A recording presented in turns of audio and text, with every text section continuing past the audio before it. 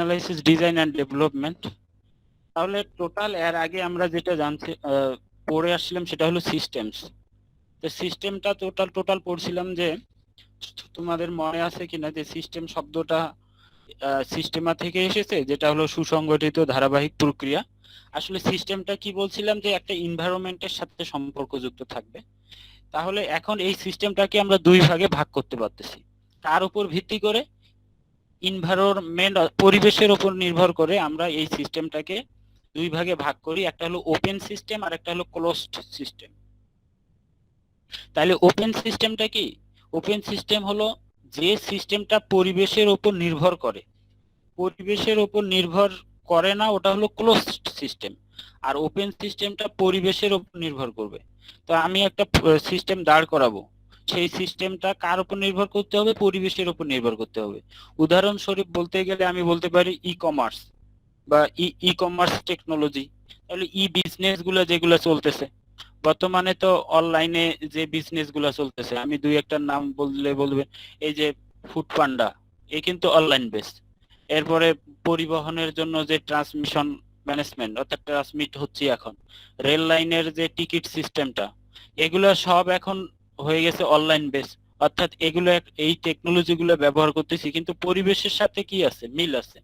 অর্থাৎ কোন টাইমে ট্রেন যাবে, কোন টাইমে থামবে, এগুলোর সাথে নির্ভর করেই কিন্তু আমাদের এই সিস্টেমটা চলতেছে। তো এই ধরনের সিস্টেম যেটা পরিবেশের সাথে সম্পর্ক তাকে বলবো ওপেন সিস্টেম, যার পরিবেশের সাথে সম্পর্ক নাই তাকে বলবো ক্লোজড সিস্টেম। তো বর্তমানে এই ধরনের কোনো সিস্টেম নাই যার পরিবেশের সাথে সম্পর্ক নাই, খুব নাই বললেও চলে, এই জন্য ক্লোজড সিস্টেমটা একেবারে নাই। তাহলে ওপেন সিস্টেমটা, তাহলে তো বলাই যাচ্ছে যে ওপেন সিস্টেম পরিবেশের সাথে ইন্টারফেস থাকে। তাহলে আর মোটামুটি পাঁচটি খুবই গুরুত্বপূর্ণ বৈশিষ্ট্য আছে বা বৈশিষ্ট্য থাকতে হয়। এক হলো ইনপুট ফ্রম আউটসাইড, অর্থাৎ বাহির হতে আমাকে ইনপুট গ্রহণ করব। বাহির হতে একটা যে সিস্টেমটা থাকবে, ওই সিস্টেমটা পরিবেশ থেকে বা বাহির হতে ইনপুট গ্রহণ করবে। অর্থাৎ যদি বলি, একজন পাইকারি বিক্রেতা যে পরিমাণ দ্রব্য বাহির থেকে ক্রয় করে, সে সব বাইরে থেকে ক্রয় করে নিয়ে আসে, পরে সেটাকে বিক্রি করলো। তাহলে সেক্ষেত্রে যদি কোনো প্রকার ঘাটতি না থাকে, এটাকে বলা হয় ইকুইলিব্রিয়াম স্টেট। ইকুইলিব্রিয়াম স্টেট মানে ইনপুট ফ্রম আউটসাইড, আমরা ইনপুটটা নিব বাইরে থেকে, এরপরে সেই দ্রব্যটা আবার সেল করব। আর এই সেল করার মধ্যে, নেওয়ার মধ্যে আর দেওয়ার মধ্যে যদি সামঞ্জস্য বজায় থাকে, অর্থাৎ সমান থাকে, সেক্ষেত্রে মাঝখানে কোনো ক্ষতির সম্ভাবনা না হয়, ক্ষতি না হয়, তাহলে এইটাকে বলবো আমরা ইকুইলিব্রিয়াম স্টেট। আর মাঝখানে যে ক্ষতিটা হবে বা ক্ষতি সাধন হয়ে থাকে, তখন এটাকে এই ক্ষতিটা রোধ করার জন্য, বাধা প্রদান করার জন্য ইন্ট্রোপি এটা ব্যবহার করা হয়। মানে এটা একটা বৈশিষ্ট্য, ইন্ট্রোপি একটা বৈশিষ্ট্য, যাতে ক্ষতিটা না হয় বা ক্ষতিতে বাধা প্রদান করে। ওই যে আমরা সিস্টেমটা পরিচালিত হচ্ছে, তো সিস্টেমটাতে যদি কোনো ক্ষতি প্রদান না হয়, তখন এই সিস্টেমটাকে বলবো আমরা ইন্ট্রোপি। আর প্রসেস, আউটপুট, সাইকেল, এগুলো হলো বিভিন্ন ধরনের দ্রব্যগুলো আছে, এই দ্রব্যটা তৈরি করা, আউটপুটে দেওয়া, আবার তৈরি করার মধ্যে তো এক এক কাজ এক এক ভাবে নিয়ন্ত্রণ করে বা কন্ট্রোল করে সেটাকে প্রসেস করতে হচ্ছে, বা প্রোডাক্টটা উৎপাদন করতে হচ্ছে।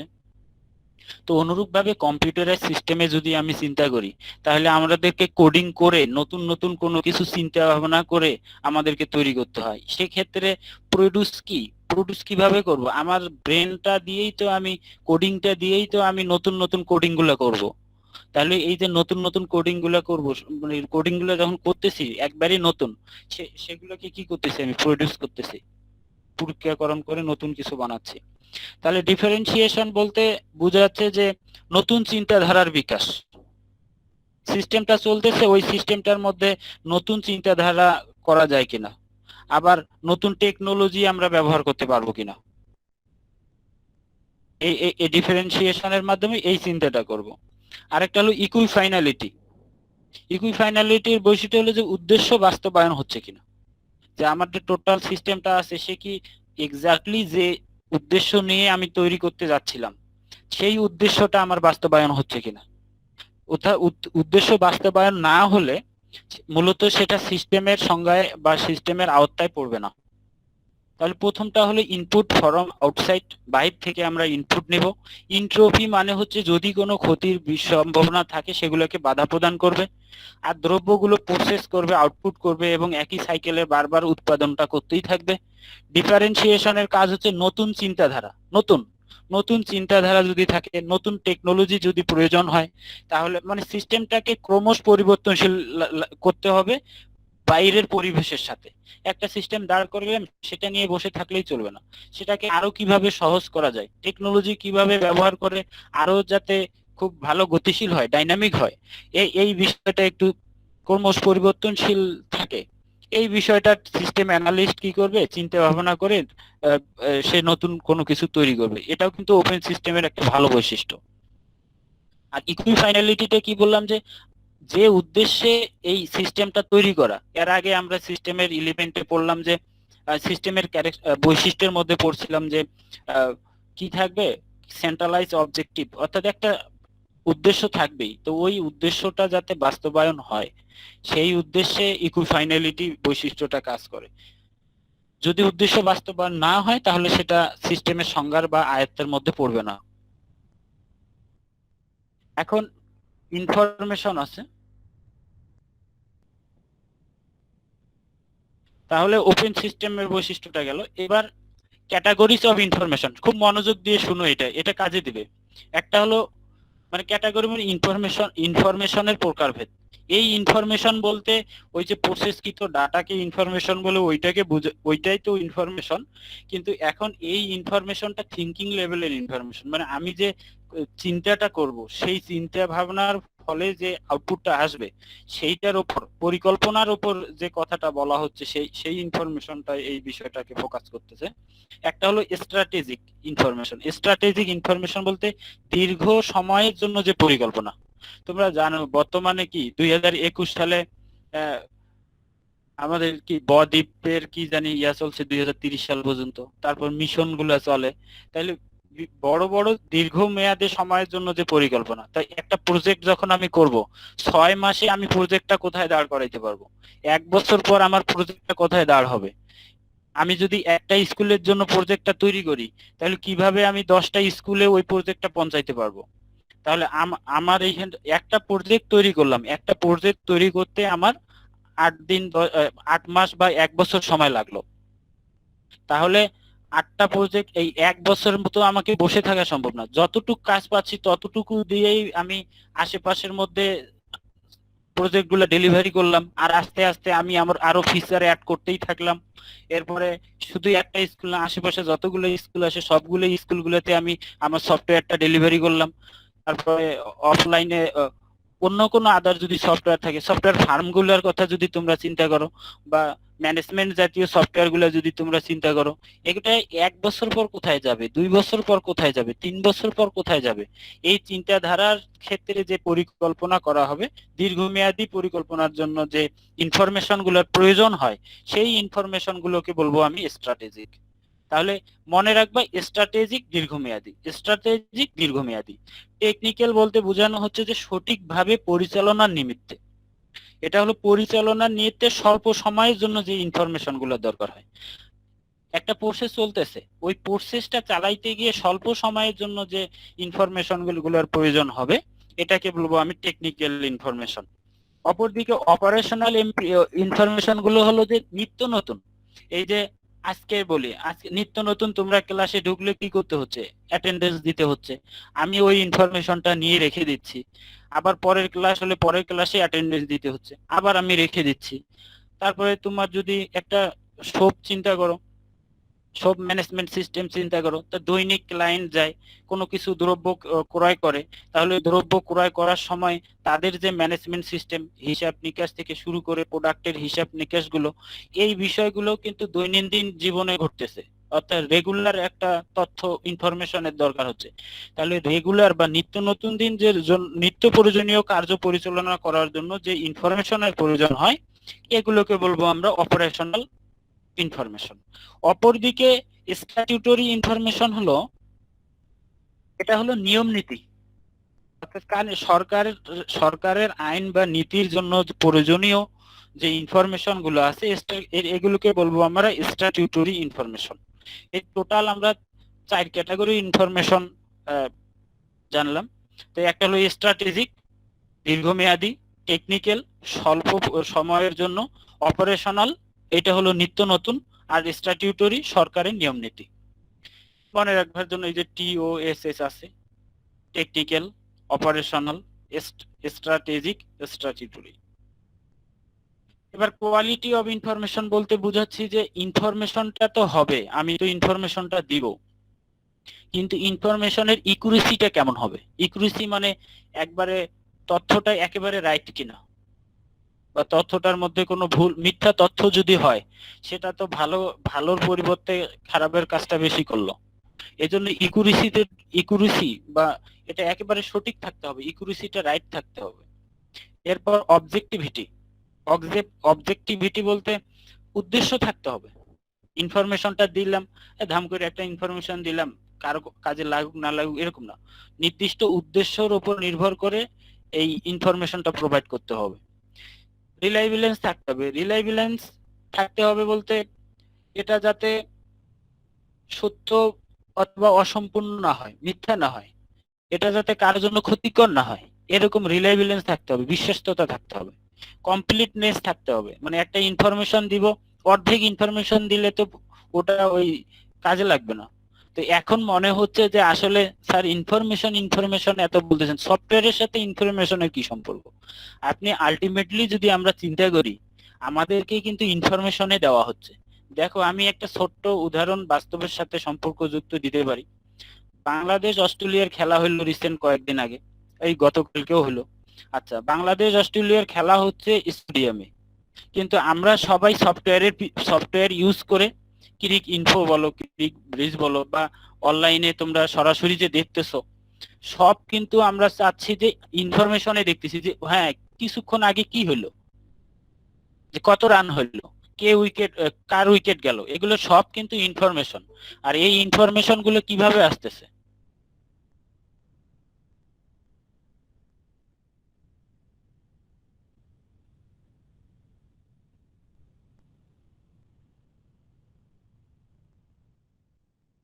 আর এই সরি আর এই ইনফরমেশন গুলো কিভাবে আসতেছে?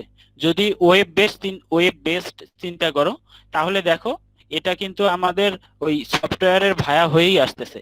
তাহলে তোমাদেরকে আমি এ ধরনের একটা ফুল সিস্টেমটা চিন্তা করতে বলতেছি, যে সিস্টেমের মাধ্যমে কার্যকারিতা পায় জনগণের মাঝে বা আমাদের মাঝে, ক্লায়েন্ট লেভেলে সবাই উপকারী পায়, তাহলে ওই সিস্টেমটা কাজে দিবে। আর এর জন্য আমরা ব্যবহার করতে পারি যে কোনো ধরনের টুলস।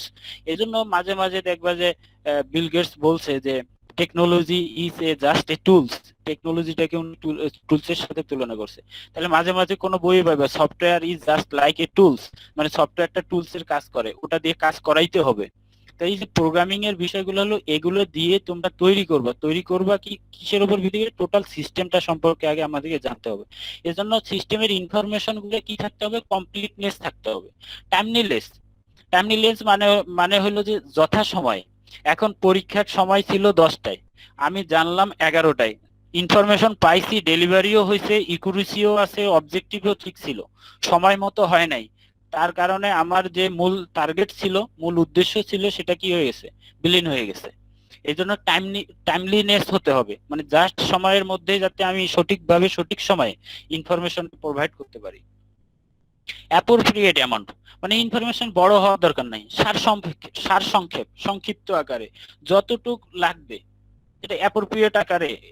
আন্ডারস্ট্যান্ডিবিলিটি মানে এমন ইনফরমেশন দিলাম যাতে কেউ বুঝতেই পারলো না, এরকম না, বুঝার মতো।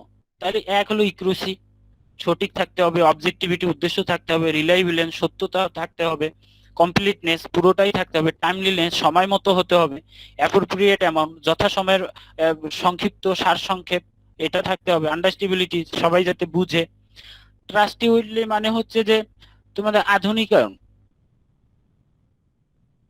না আস্থাভাজন হতে হবে, ট্রাস্ট ওয়ার্থি, মানে ইনফরমেশনটা যাতে ওই যে রিলায়েবিলিটিটা হলো অসত্য, মিথ্যা অসত্য ওইটা, আর ট্রাস্টেবিলিটি হলো আস্থাভাজন, মানে বিশ্বাসটা যাতে থাকে, বিশ্বাসস্ত যাতে হয়।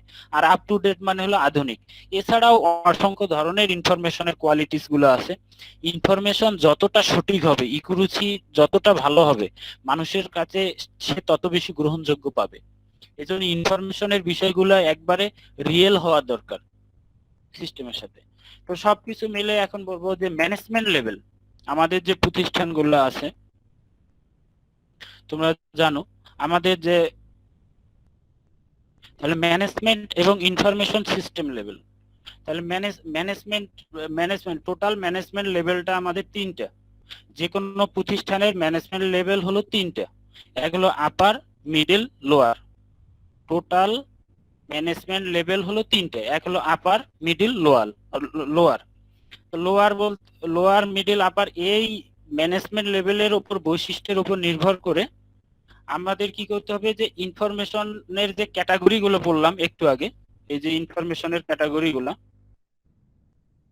স্ট্র্যাটেজি, টেকনিক্যাল, অপারেশনাল এবং স্ট্যাটিউটরি, এই যে চারটা আমরা ক্যাটাগরি বললাম ইনফরমেশনের, এইগুলোর উপর নির্ভর করে আমরা কি কি পাচ্ছি, যে ম্যানেজমেন্ট লেভেল সেই ইনফরমেশনের সাথে কিভাবে সম্পর্কযুক্ত থেকে কে যার যেটা দায়িত্ব আছে সেটা পালন করে। এর মধ্যে ম্যানেজমেন্ট লেভেলের লোয়ারের সাথে সম্পর্ক আছে ইনফরমেশন সিস্টেমের অপারেশনাল ম্যানেজমেন্ট। অপারেশনাল ম্যানেজমেন্ট একটু আগে বললাম যে অপারেশনাল ইনফরমেশন গুলো কারা মেনটেন করে, যে নিত্য নতুন কার্যাবলীর জন্য নিত্য নতুন যারা কার্য সম্পন্ন করে, নিত্য নতুন ভাবে নিত্য প্রয়োজনীয় যে কাজটা আছে সেই কাজটা যারা প্রয়োজনীয় ধাপটা গ্রহণ করে, তারা লোয়ার লেভেলটা কাজ করে। টেকনিক্যালটা কি স্বল্প সময়ের জন্য, তাহলে মিডিল লেভেল অর্থাৎ টেকনিক্যাল কাজটা যারা করবে। দেখো তোমাদের একটা সিস্টেম টোটাল প্রজেক্ট করতে গিয়ে আগে প্রজেক্টটা চিন্তা ভাবনা করতে হয়, এরপর প্রজেক্টটা সম্পর্কে জানতে হয়, এরপরের স্টেপটা হলো এটাকে কোন প্রোগ্রাম দিয়ে করব, কোন সাইটে বেছে নিব, ওয়েব বেস না ডেস্কটপ বেস, এরপর ওয়েব বেস অথবা ডেস্কটপ বেস হলে সেটার একটা সাইট চিন্তা করি, সেটাতে কাজ করতে হয়। এরপরের স্টেপটা হলো কোডিং করার দরকার হয়। তা কোডিং করারটা কি বলতেছি আমরা ইমপ্লিমেন্টেশনের এই যে টোটাল যে কাজটা করতেছি আমি, মাঝখানের যে কাজটা করতেছি, এটা হলো আমাদের টেকনিক্যাল ম্যানেজমেন্টটা। আর টেকনিক্যাল ম্যানেজমেন্টের জন্য যে ইনফরমেশনটা লাগতেছে এটাকে বলতেছি আমি টেকনিক্যাল ইনফরমেশন। টেকনিক্যাল ইনফরমেশন কোনটা, স্বল্প সময়ের জন্য যে ইনফরমেশন গুলোর দরকার হয় ওইটা। এরপরে উপরে যেটা আছে স্ট্র্যাটেজিক, এটা দীর্ঘমেয়াদী পরিকল্পনা। আমার টোটাল সফটওয়্যারটার লাস্ট পজিশনটা কি হবে, 2 বছর পরে এটাতে আমি কি কি ফিচার অ্যাড করব। আমার ভার্সন যদি 1.2 হয় তাহলে পরবর্তী ভার্সন 1.3 তে আমি কোন ভার্সনটা অ্যাড করব যাতে সবার কাছে গ্রহণযোগ্যতা পায়। তাহলে যদি আসে ম্যানেজমেন্ট লেভেলের সাথে ইনফরমেশন সিস্টেমের লেভেলের একটা কি আছে, রিলেশন অথবা সম্পর্ক বজায় রাখে। তাহলে প্রতিষ্ঠানের ম্যানেজমেন্ট পোস্ট অনেক বেশি ইম্পর্টেন্ট। এটা প্রতিষ্ঠানের ম্যানেজমেন্ট লেভেল এবং ইনফরমেশন সিস্টেম লেভেলের মধ্যে মাঝখানে যে প্রযুক্তিটা কাজ করানো যায়, ম্যানেজমেন্ট লেভেলের সবচেয়ে ভালো একটা প্রযুক্তি হলো আমাদের কম্পিউটারাইজড প্রযুক্তিটা। এই কম্পিউটারাইজড সিস্টেমটা অর্থাৎ এই প্রযুক্তিটা, ইনফরমেশনের যে প্রযুক্তিটা বা টেকনোলজিটা, এই টেকনোলজিটা ম্যানেজমেন্টের সাথে একবারে অঙ্গ প্রত্যঙ্গ ভাবে জড়িত। তাহলে ম্যানেজমেন্ট লেভেলের যে ইনফরমেশন গুলো ডেলিভারি করবে বা প্রোভাইড করবে, সেটার উপর নির্ভর করে আমরা দেখলাম যে ইনফরমেশনের প্রকারভেদ আছে, সেটার উপর নির্ভর করে দেখলাম যে আমরা ম্যানেজমেন্ট লেভেলটাকে আমরা 3 ভাগে ভাগ করতে পারি, একটা লোয়ার, মিডল, আপার। তাহলে লোয়ারটা কি করবে, নিত্য নতুন যে ইনফরমেশন গুলোর জন্য সেগুলার দায়িত্ব পালন করবে। মিডিলে যারা আছে তারা টেকনিক্যাল সেক্টরটা, আর আপারে যারা আছে তারা দীর্ঘমেয়াদী পরিকল্পনাটা। তাহলে সফটওয়্যার চিন্তা করলে তোমরা যারা চিন্তা করতে পারো লোহার নিত্য নতুন ভাবে তোমাদেরকে কোডিং করার দরকার হবে। তার উপরে যারা আছে সিস্টেম অ্যানালিস্টের দায়িত্বগুলো টেকনিক্যাল সেক্টরটা সে দেখবে। আর 2, 3, 5 বছর পর সেটা কোথায় যাবে সেটা প্রতিষ্ঠান বা সফটওয়্যার ফার্মের যে হ্যান্ডেল করে সে চিন্তা ভাবনা করবে যে আমরা 2, 3 বছর পর, 4 বছর পর এই সফটওয়্যারটাকে কত বেশি ভার্সন গুলাতে আগাইতে পারি। সেই ক্ষেত্রে নির্ভর করে বাইরে থেকে আবার কি দেওয়ার দরকার হবে, সাপোর্ট দেওয়ার দরকার হবে। শুধুমাত্র যে একা একা ডিসিশন নেবে তা না, এখানে এই জন্য বলছে ডিসিশন সাপোর্ট সিস্টেম। মানে ডিসিশনও থাকবে। আর মাঝখানে যে মিডল টেকনিক্যাল যারা আছে, ম্যানেজমেন্ট ইনফরমেশন সিস্টেম, এই টেকনিক্যাল যারা পার্সন হবে তাদেরকে ম্যানেজমেন্ট ইনফরমেশন সিস্টেমের এই এই এই এই টপিকগুলো সম্পর্কেও তার মাথায় কাজ। একটা প্রতিষ্ঠানের ম্যানেজমেন্ট এবং ইনফরমেশন সিস্টেম, এই দুইটার মধ্যে মাঝখানে আমরা কিভাবে আমাদের টেকনোলজিটা ব্যবহার করতে পারি, এই বিষয়ে চিন্তাটা আমাদেরকে মাথায় রাখতে হবে। সেই বিষয়টা কার উপর নির্ভর করবে? ম্যানেজমেন্ট সবসময় ইনফরমেশন দিয়ে থাকে আমাদের, সেই ইনফরমেশন গুলো যাতে আমরা টাইমলিনেস, একটু আগে বৈশিষ্ট্য এবং ক্যারেক্টারিস্টিক গুলো তো পড়লামই, সেগুলো যাতে যথা সময়ের মধ্যে ঠিক থাকে তার উপর ভিত্তি করে আমাদেরকে আগাইতে হবে। তারপরে ম্যানেজমেন্ট লেভেলে তাহলে আমরা দেখলাম লোয়ার লেভেল, মিড লেভেল, আপার লেভেল।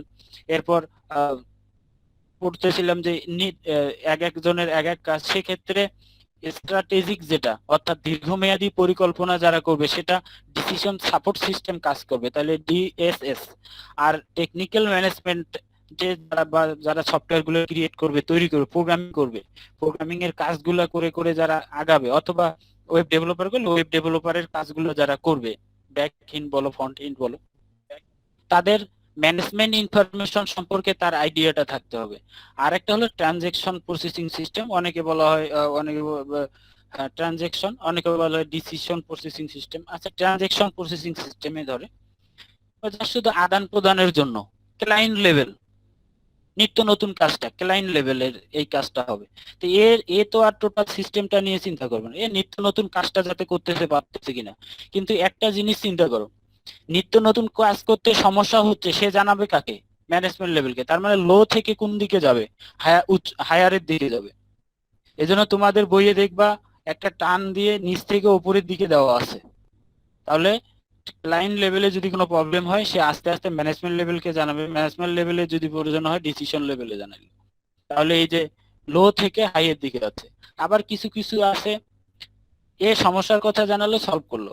আবার এনার যদি কোনো, অর্থাৎ ডিসিশন সাপোর্ট সিস্টেমে যারা আছে, দীর্ঘমেয়াদী পরিকল্পনার ক্ষেত্রে যারা আছে, বা ম্যানেজমেন্ট লেভেলে আপারে যারা আছে, তাদের কোনো ইনফরমেশন থাকলে তারা আবার লোয়ার লেভেলে পৌঁছায় দেবে।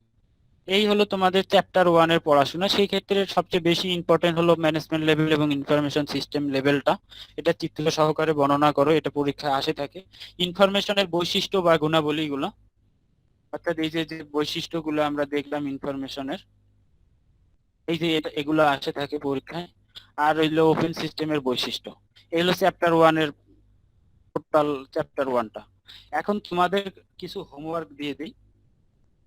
তোমাদের 8:05 বাজে, আরো যথেষ্ট টাইম আছে।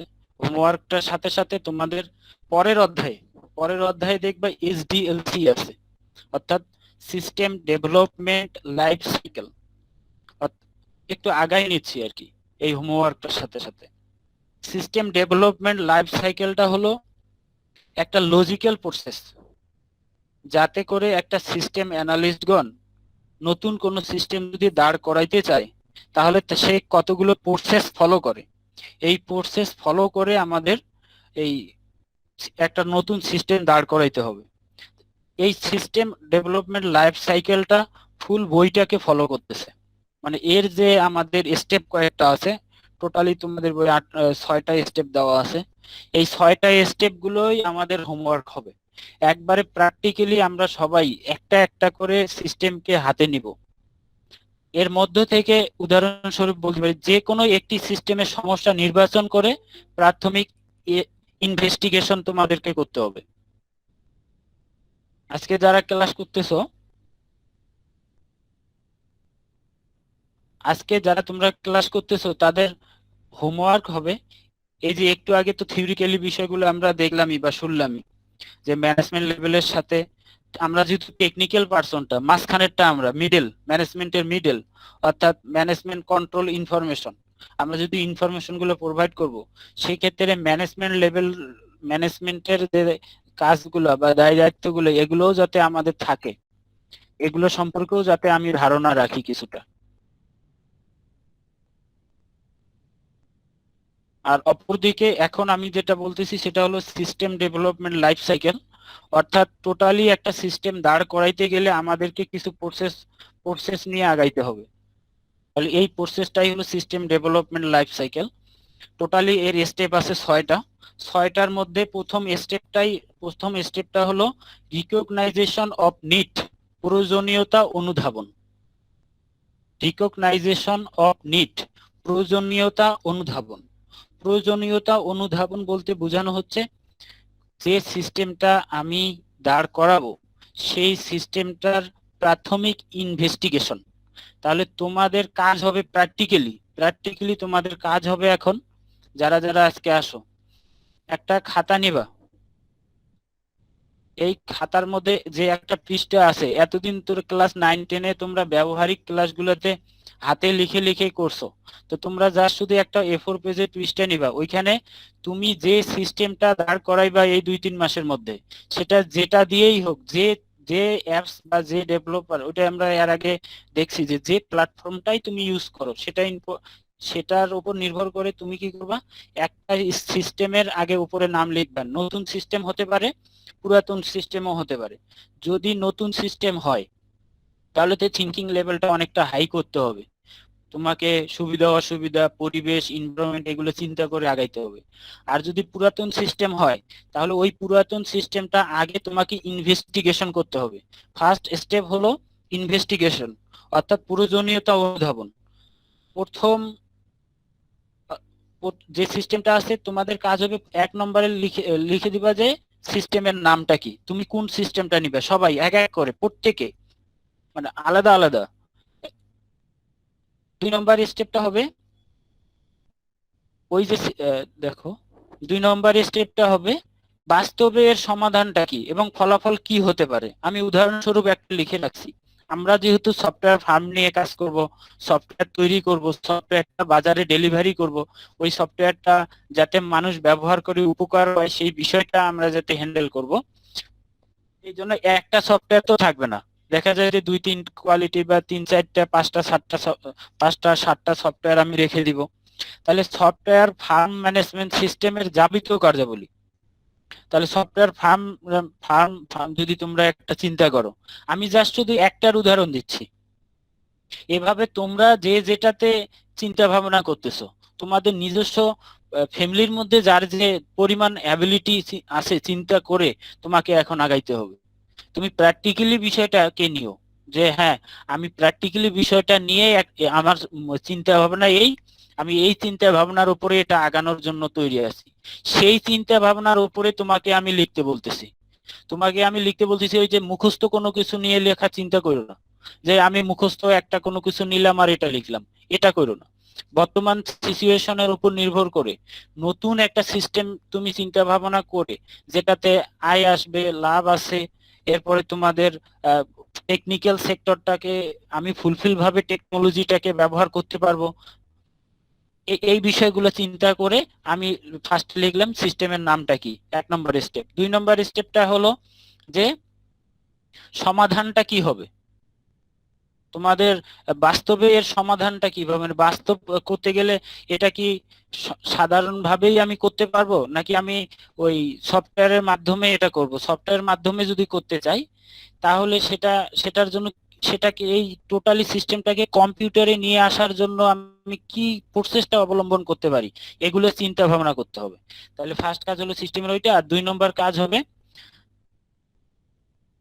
ওই সিস্টেমটাকে কম্পিউটারে নিয়ে আসার জন্য প্রয়োজনীয় রিকোয়ারমেন্টটা তুমি কি নির্বাচন করলা, সেগুলার কাজটা সেটা তোমাকে ড্র করে করে, যে আমি এভাবে এভাবে খাতায় ড্র করে করে ম্যানুয়ালি আগে ড্র করো। তোমরা ওই স্টেপটা তো মনে আছে, ওই 13টা স্টেপ যে 2 নম্বরে ছিল মনে হয় ম্যানুয়ালি কাজটা করা।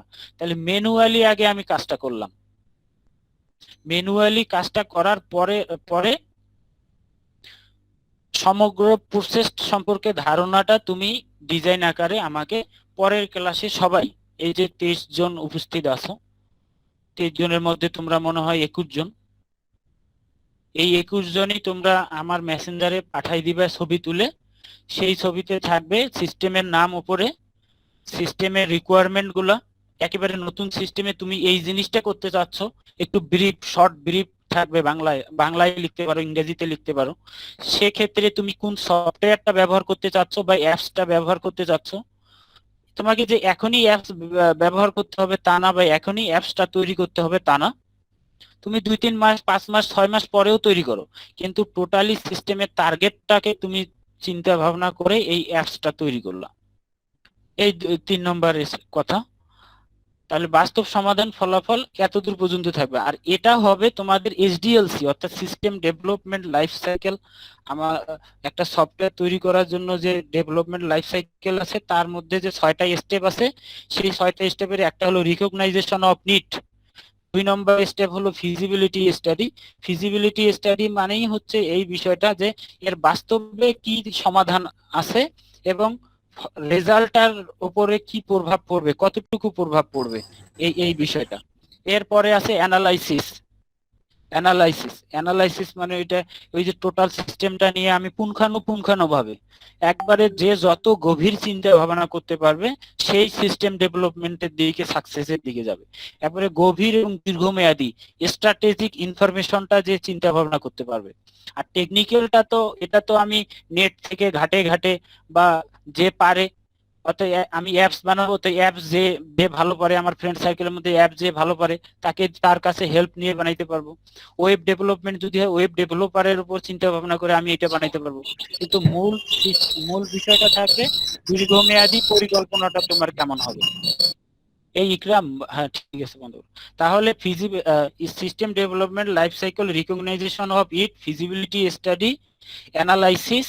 এরপরে হবে অ্যানালাইসিস, যেটা করলাম সেটা আমি ডিজাইন করব। এই ডিজাইনটা হতে পারে একাধিক ক্যাটাগরিতে, তোমরা কোনো রকমে একটা ডিজাইন করো, এরপর সেটাকে আমরা বইয়ের মধ্যে, আমাদের বইয়ের মধ্যে সিস্টেম অ্যানালাইসিস এর ডিজাইন এন্ড ডেভেলপমেন্ট বইয়ের মধ্যে যে ক্যাটাগরিতে ডিজাইন করা আছে, ডিএফডি আছে, ইনপুট ফর্ম আছে, ইউএমএল আছে, ওই ক্যাটাগরিতে পরে আমরা স্টেপ বাই স্টেপ অধ্যায় যখন শেষ করব তখন ওটাকে আমরা কনভার্ট করে নিব, যে এই পার্টটুকু এইটা, এই পার্টটুকু এইটা, আমাদের চিন্তাধারাগুলোর। আর আস্তে আস্তে করবা কি, যেটুক চিন্তা করলাম অতটুকুর মধ্যে সরাসরি প্র্যাকটিক্যালি আমি কোডগুলো করা শুরু করে দেই। এই কোডগুলো করা শুরু করে দিব। তাহলে এটাকে বলবো আমরা ইমপ্লিমেন্টেশন। আর ইমপ্লিমেন্টেশন শেষ হতে নিশ্চয়ই 2-3 মাস লাগবে। তো তারপরে ইমপ্লিমেন্টেশনের পরে টেস্টিং আছে, এগুলো আমরা আস্তে আস্তে মিলাই নিব। এই জন্য বলতেছি যে পরের অধ্যায়ের ইম্পর্টেন্ট একটা প্রশ্ন অনুশীলনী 2 এর সিস্টেম ডেভেলপমেন্ট লাইফ সাইকেল, এটাতে 6টা স্টেপ আছে। এটা আসলে কি একটা লজিক্যাল প্রসেস, মানে চিন্তামূলক একটা প্রসেস, যৌক্তিক প্রসেস। এটার মধ্যে একটা রিকগনাইজেশন নিড, প্রয়োজনীয়তা নির্ভর করে, ফিজিবিলিটি স্টাডি এটা নির্ভর করে, অ্যানালাইসিস অর্থাৎ বিশ্লেষণ, এরপরে ডিজাইন করব, এরপরে ইমপ্লিমেন্টেশন করব, এরপরে আমাদের পোস্ট ইমপ্লিমেন্টেশন বা মেইনটেন্স অর্থাৎ টেস্টিং এগুলো পড়বে। তাহলে এই ছিল টোটালি তোমাদের আজকের ক্লাস।